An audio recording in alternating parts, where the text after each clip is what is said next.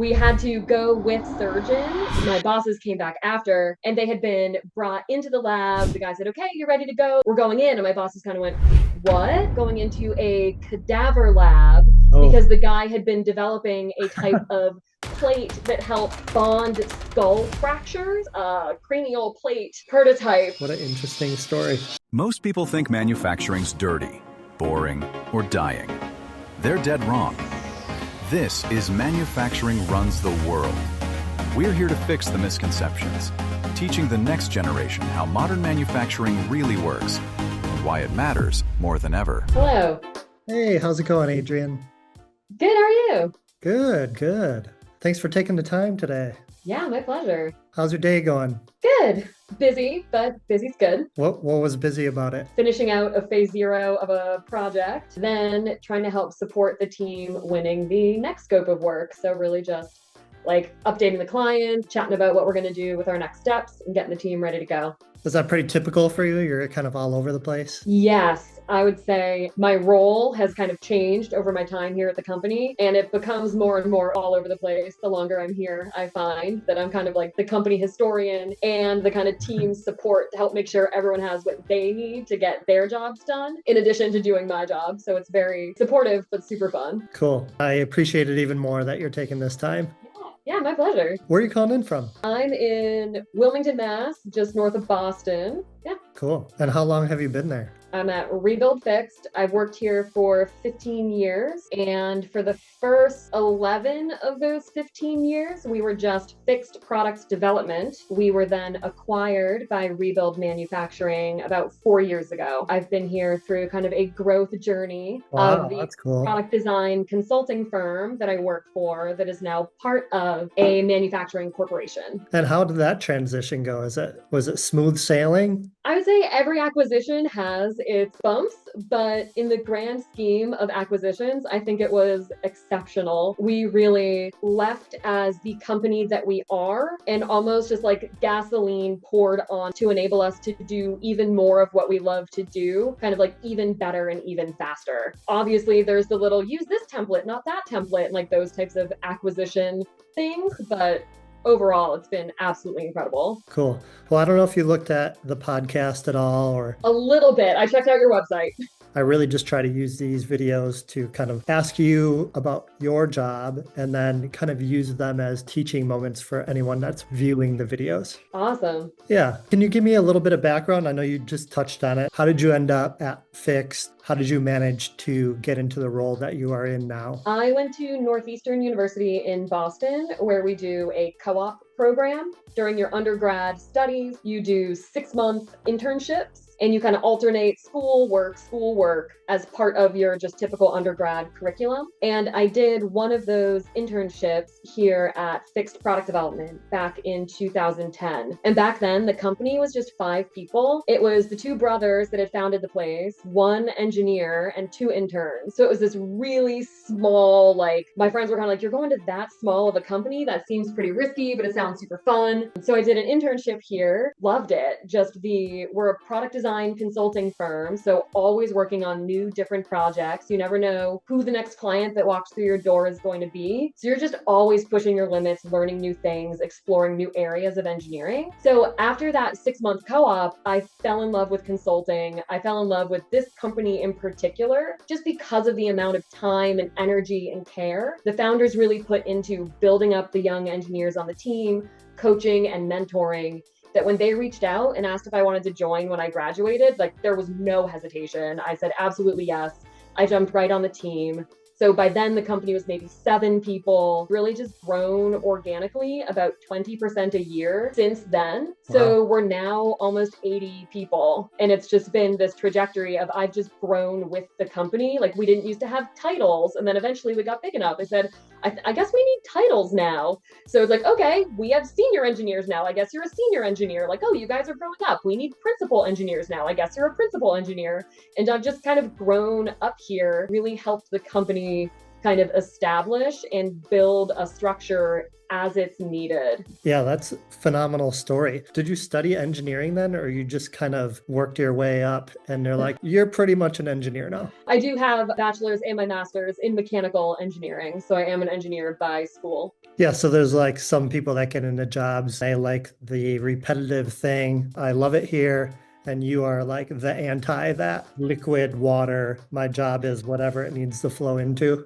Yeah, absolutely. It's interesting. This job really, certain people who come here and love it and thrive. And I think a big part of what we do is getting comfortable navigating complete ambiguity. Clients will often come to us with a hard problem to solve, and they don't know how to solve it, and we don't know how to solve it yet either, but we're totally comfortable figuring out how to, we call it the fog, how to navigate the fog of this very open-ended design space, where oftentimes you don't know if there is a solution at all. Well, what is the most valuable piece of internal knowledge that you're able to share, proprietary, that would be useful to someone that facing similar challenges? Sketch out your idea and think it through in detail, and then go make it. When I'm trying to solve a hard problem, that is the advice that I try to give people, is if you hum and haw over a maybe answer for 6 or 8 months, like you could have made something out of cardboard and duct tape and learned this morning that that idea just doesn't hold water at all. So a big piece of what we do at Fikst is to try to get really hands-on in building prototypes as early as it makes sense in the development process, because it's very important to think, brainstorm, do some calculations, run some analysis, but then you really need to make it and try it for your ideas to really come together and assess, like, is this a valid path forward?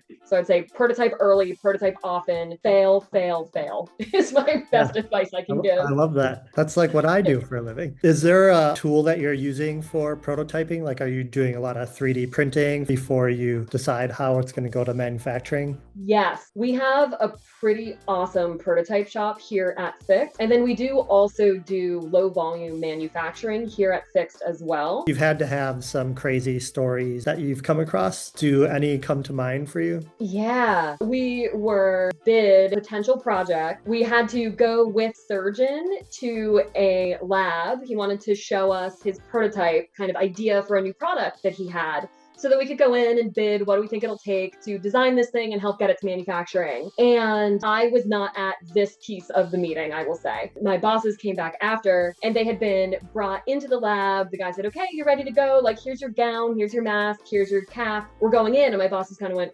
what? And they walk in, and they were going into a cadaver lab because the guy had been developing a type of plate that helps bond skull fractures. So my bosses stepped into a cadaver lab and then were handed a Dremel and asked if they wanted to make an incision to help check out this cranial plate prototype. That was probably one of the wildest things that we've ever walked into in a business development effort. So I would say that's the first one that comes to mind. It's just a crazy story, is when we interact with these new clients, like surgeons, biologists, you just never know like what you're gonna step into. So they got the Dremel into a cadaver? They declined and had the surgeon do it. I would have declined, yeah. I'm good. What an interesting story. You know, you guys were bought up. You guys are kind of a different company than you were when you started. What has kept you there? I would say that I've always said, if I stop learning and I stop having fun, I'll look for a new job. And neither of those things have happened yet. I am now longest standing employee at this company. Both founders, one founder has stepped away. Another founder moved up into Rebuild. He's now the chief engineer of Rebuild Manufacturing at our site, Rebuild Fikst. I'm like kind of the OG engineer at this point. And so I feel like my duty to this company is to ensure that all of the engineers get to have the experience that I have had. While I still get to do some technical work and I absolutely love it, most of my job now is ensuring that that culture of coaching and teaching and mentoring is maintained as we continue to grow. You're learning at a faster pace, everyone is. How much is automation and robotics working its way into what you do? I would say a lot of what we design is automation equipment, kind of plastic, fluidic cartridges. You can imagine like a custom microscope slide. We also are often working on the automation equipment. So we build automation equipment to automate these processes for our client. And then we also try to build automation into the work that we're doing. So we are constantly trying to figure out how can we use AI to make us better, faster, more efficient. We are embracing it, I would say, with open arms and trying to leverage it as a tool to make us better engineers. On the most technical fronts, the AI that we use is still a like trust but verify level. We'll use it a lot for if I need to build some kind of custom visualization tool. I might use AI to write me a Python script so I can pretty quickly get these incredible plots. If the code isn't quite right, it's not that big a deal. It's just making me a graph and I can check that the graph is correct. I would never release that code in a product that I've designed for a client, but I can kind of use it on my more day-to-day work to make me faster and more efficient and get that value to my clients greater. Yeah, and on the prototyping side, if you were writing that from scratch anyway, it would be very much a prototype anyway. Right, exactly. I'm on a bunch of different Facebook groups and I try to talk about AI as much as possible. Do you ever run across these tried and true purists that are against AI? Oh, for sure. Definitely any software engineer that I talk to, if I make the statement I just made to you, they're like, oh, I use it to write a quick little Python script. They go, it must be garbage. And I say like, well, yes, it can't do what you do. It's not going to write code that I can release in a medical device under ISO 13485 certification, but it can help me do my job more efficiently. We had someone in that gave a demo of an AI that they had been working on we build a lot of CAD models at Fikst where we use SolidWorks, the software, to create 3D models of the parts that we're going to make. And someone came in and showed us, look, we're working on an AI that will make CAD models for you. I said, wow, that's awesome. Let me see. They had made, it kind of looked like a vase. It was like a revolved, single, very simple geometry. I said like, oh, does it do more? And they're like, well, no. I said, okay, my job's not at risk yet. Someday I will, again, welcome it with open arms when it can make a CAD model that's better than my CAD model. But I feel like we've got it will catch up to us, but we've got some time before it can take all of those aspects from us. Yeah, I love that on the creative side. It'll get me close where then I can take it. I didn't have to spend 2 hours or 4 hours just spinning up that initial iteration. Yeah, I love it for that. So you know how to use every piece of machinery on your floor there. Yeah, that's I think that's something that's kind of unique about Fikst is we do not silo the use of any of our equipment. We have this onboarding process where day 2, you learn the 3D printers. Day 3, you learn the laser cutters. Day 6, you learn the CNC mills. And then those tools are yours to use when you need them. I really believe that you become a better engineer and a better designer if you are making your parts, picking them up, feeling them, putting them together, and really getting that understanding of how parts actually get made. It just makes you a better engineer. Everyone has access to all of our tools and can make the parts. If they don't have time, we always have interns, co-ops who are eager to run the CNCs, but everyone has access to every tool. Well, I want to be mindful of your time. I know you said you're super busy here. Is there any